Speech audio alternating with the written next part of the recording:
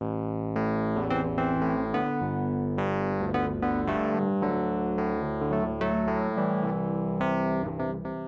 the last few years, once in a while someone asks me why I don't have more subscribers. Not to say I have the greatest content on the planet, but people who do enjoy it seem a little confused I don't have more, so I thought I'd make a video on it. I didn't feel like setting up a camera and lights, so I'm just doing this format. I don't want to use the Luigi avatar either, so I'm just settling for the Luigi hat. Also, my last couple of videos were largely unscripted. The problem I have with doing that is I always feel like I didn't flesh out my thoughts, or maybe I left something out without a script, so I'm probably going to have some sort of scripted format from now on, even if it's only parts of a video. On to the main topic of why I don't have more subscribers. As some of you probably know, this is not my first YouTube channel. It's actually my third Mr. Male Trope channel. Without going into details about why I deleted the first two, I'll just say you don't build an audience by erasing what you built and starting over. Another issue is, I don't have a voice for this. Some people don't have a face for television, some don't have a voice for radio. I fall into the latter category. Several of the guys who do these kinds of videos also have a voice for it, which isn't the only reason they're successful, but it definitely helps. I don't have a lot of content, and I don't produce it regularly enough to build an audience. Now, it is true that if you have excellent content, you don't need a lot of it as the quality is already good enough. However, a lot of YouTubers need to make content regularly to not only build an audience, but to retain what they have. If you don't give people something to watch, they will move on to those who do.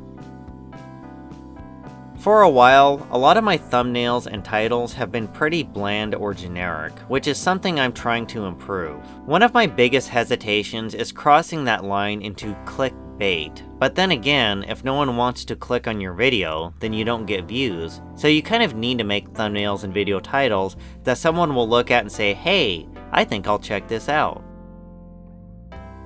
Most of my content is Anita Sarkeesian. You can get views and subscribers off of Anita videos, but it's also sort of a niche audience. Some people enjoy the occasional Sarkeesian video, but most people aren't going to spend that much time watching a channel dedicated to her. If I wanted a bigger audience, I'd be better suited diversifying my content, which I've tried doing here and there. Not everything I post is about her. This is another one that helps to build an audience when doing these commentary videos. It's pwning whoever you are responding to. I used to do more of that when I started, but after a while I drifted away from it for various reasons. Like in my last couple of videos, I didn't do a point-by-point response to everything that was said, I just picked some clips out of a video to respond to. Not to say I'll never attempt a pwnage video again, I'm just not about it right now. This is probably one of the big ones. I'm not entertaining enough in my videos. Part of that is, I don't consider myself to be a particularly funny person, but I can be funny at times. I've actually considered trying to be more comical, but as of right now, I'm not too focused on that.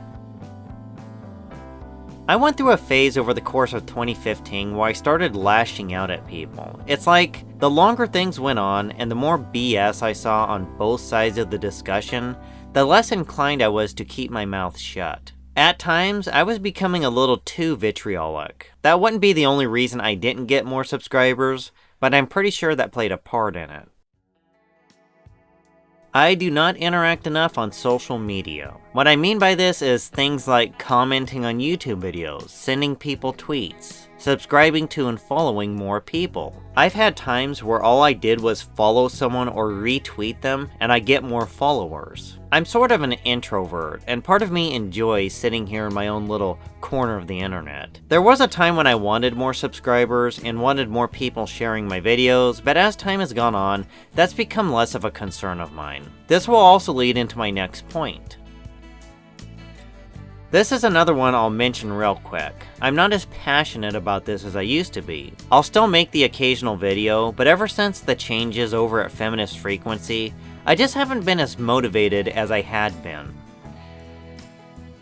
Bandwagons are a great way to build an audience. You're always talking about whatever is relevant at the time. When I first started Mr. Male Trope, I wasn't involved in social media that much. Then Gamergate happened, and a lot of people flocked to that. Then you see other things such as Shirtgate, and watch everyone get involved in that. There were also numerous other controversies over the course of 2014 and 2015, a lot of which also revolved around video games. So you see one of these controversies and make a video about it, or you say something on Twitter about it. Then over time, you start building friendships and acquaintances with like-minded people, and you also start making enemies. In the early days, I did a little more of the bandwagon thing, but as time went on, I was less and less involved in it. Staying out of that stuff has definitely hurt my ability to grow an audience, as I'm not going to where all the attention is.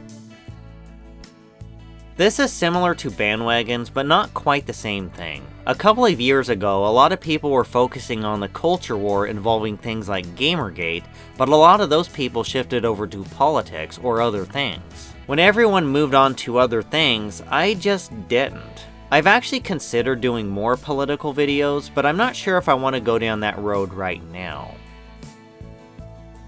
Ever hear the saying that sometimes the truth lies somewhere in the middle? Well, I'll put it this way. Sometimes one side is wrong, sometimes the other side is wrong. Occasionally, the side leaning in one direction has the stronger arguments, and occasionally, the truth and facts do lay somewhere in the middle. There's also the old saying, being a middle-of-the-road sort of guy. A lot of times I am a fence sitter who sits back and watches more than getting involved. That's mostly what I've been doing for the last year, just sitting back and watching. Now something else I've learned is when you're a middle-of-the-road sort of guy, you risk getting hit by cars on both sides of the road, meaning there are people on both sides of the discussion who aren't very fond of me. One advantage I've had by being more middle of the road is I'm not as prone to get caught up in bullshit. You'd be surprised how many times I've seen people get caught up in something or associated with someone they shouldn't have, and it comes back to bite them.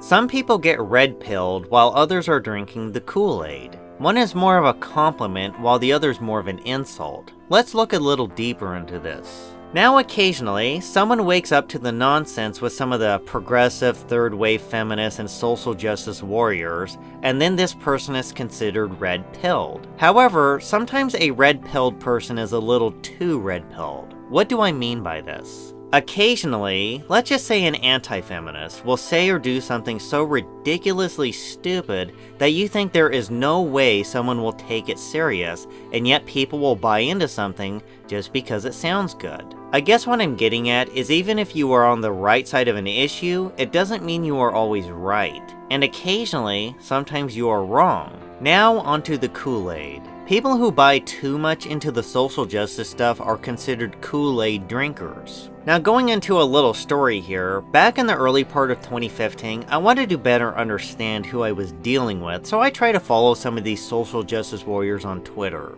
I'd watch their videos. I wanted to understand where they were coming from. So let's just say I tried sipping the Kool-Aid, but I wasn't drinking it that heavily. To be honest, I don't entirely disagree with everything they say. I agree with some of the things about media influence and the behavior and psychology of people, but then you start to see the problems, and it goes something like this. You're sitting on Twitter and something comes scrolling through your Twitter feed. There's some drama or controversy, and people start commenting on it. So I'd look into it. After a few minutes of investigation, I'd learn this person is lying. And you look at all the attention and sympathy they receive from their fellow social justice warriors, and I'm confused by this. I'm like, this person is lying, and you have no issue with it? I've lost count of the number of times the crap these people pull comes back to bite them because the narrative is more important than facts. That's when I really started to understand what I call the narrative. I knew about it before, but I started to really understand it when I tried following it with an open mind. Let's just say the Kool-Aid started leaving a bad taste in my mouth, and ever since 2015, whenever I sip the Kool-Aid, I start to choke and spit it out. Until the Kool-Aid stops tasting like bullshit, I don't plan to drink it. On the one hand, you have certain people who lean toward the anti-feminist side, but who aren't necessarily part of that crowd. Maybe they follow a few anti-feminists or subscribe to their YouTube channels. However, certain social justice warriors don't want you to be friends with them. In fact, you're not even supposed to interact with these anti-feminists because they're Nazis. I mean, like, seriously. If you go onto a live stream with certain anti-feminists, you're a literal Nazi who supports genocide. That's one side. Now on the other side, and this is a true story, when I first got involved in this stuff, outside of a few of the bigger names in gaming, I'd never heard of most of the people involved. However, one I had heard of, and this person happened to be a feminist. Back in 2015, they released a book. For various reasons I'm not going into in this video, I decided I wanted to read her book, so I said on Twitter that I'm thinking about buying her book. I'm not kidding when I say this. A few people unfollowed me on Twitter right after I said that. It's like, how dare you buy that person's book? I can no longer support you. So I've ended up in a scenario where I don't say or do enough to build an audience on either side, because even if I agree with someone on an issue, I can't handle the echo chambers, and they exist on both sides. But anyways, this video is turning more into a commentary rather than just giving some thoughts on why I don't have a bigger audience, so I think I'll just end it here.